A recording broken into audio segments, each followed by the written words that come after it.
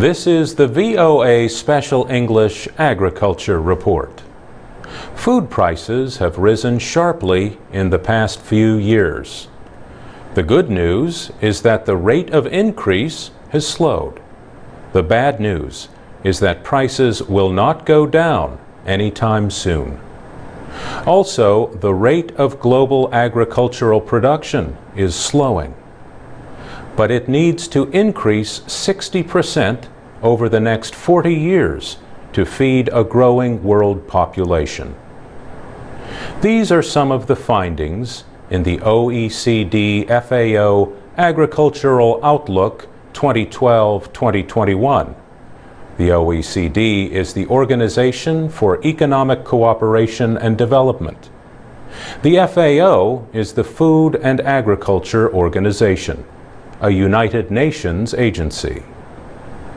FAO Director General José Graziano da Silva spoke at a news conference in Rome last month when the report was released.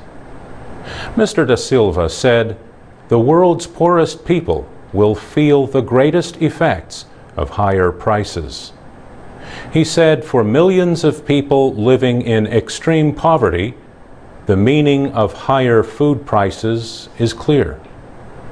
They might have to change their diets, often to ones with less nutritional value. In middle-income countries, people are gaining weight. They are eating fewer fruits and vegetables, and they are eating less nutritious and cheaper food. The report also shows that farmers in poorer countries will be leading efforts to feed an expected 9 billion people by 2050.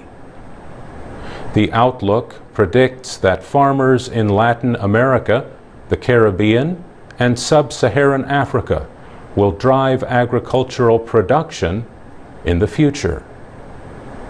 Angel Gurria is chief of the OECD.